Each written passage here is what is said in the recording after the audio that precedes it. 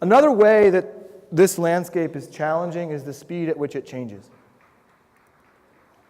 Drew mentioned I spent the better part of 14 years at a company called AOL. I started there before they called it that.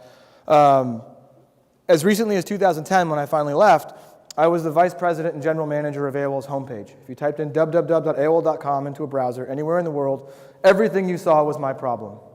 As a result, I spent most of my time going to places like the Townsend Hotel in Birmingham, Michigan, and sitting down with the chief marketing officer of General Motors and saying things like, "Mr. Chief Marketing Officer, I have a box on the top corner of my AOL homepage that 60 million people are going to use this month. And if you'll give me $1 million, you can put a picture of your new Chevy on my homepage for a day. And if you have $2 million, we can make the car drive across the screen." And they did it over and over and over again, to the point that that homepage was a $250 million a year business in 2010. Movie studios, consumer packaged goods companies had to buy those things. In today's world, you've got to be kidding me. Nobody would buy that today. Because in today's world, your businesses, all of you, can put whatever your message is about your business into whatever form you want to put it into. Text, banner ads, rich media with cars driving across the screen, videos, Facebook posts, tweets. It doesn't matter, into any format you want to. You can put it in front of whoever you want to, targeting people by their age group, by their demographics, their behaviors, the things they do, the things they like, how much money they make, where they live. You can put it in front of them as many times as you want to for whatever you're willing to pay. That's kind of wait, what? Now, if you're willing to pay more, you might get your ad on a local news portal from a brand that you know, or on a Yahoo News article. If you're willing to pay less, you might get in a Reddit forum. If you don't know what a Reddit forum is, don't look. Don't blame me if you do. But an example of how sophisticated this can be. This is a basketball arena, the Pepsi Center in Denver. The yellow push pins are people who were at the Pepsi Center for a Taylor Swift concert.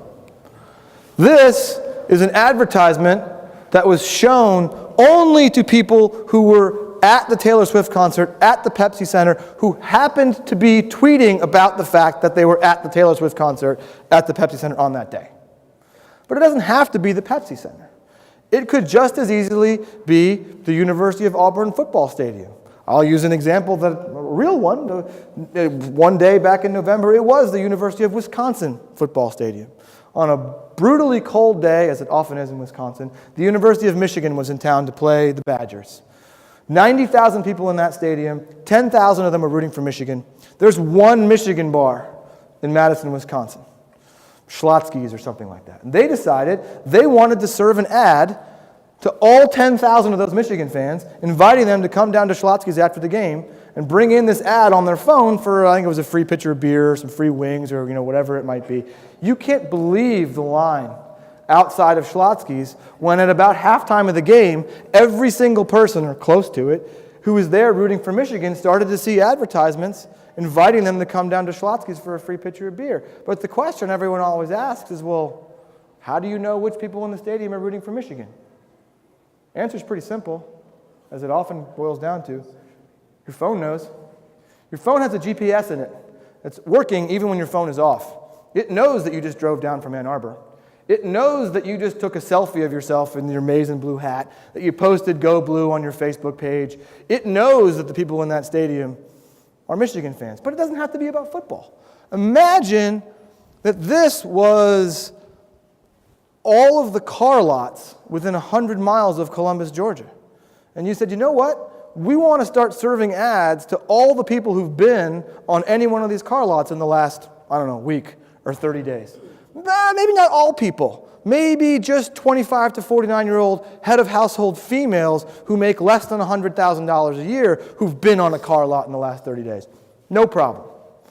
That technology is available to all of your businesses today. We could start one of those campaigns with you tomorrow. We could sit down with a digital map and draw a picture around anything. We could draw a picture around this country club and start serving advertising targeting only people who play golf here. But, there's always a but. Remember, these are ads that show up on phones. And if your business's website doesn't work on a phone, as sophisticated as this technology is, you're wasting the vast majority of your money on an advertising campaign like this.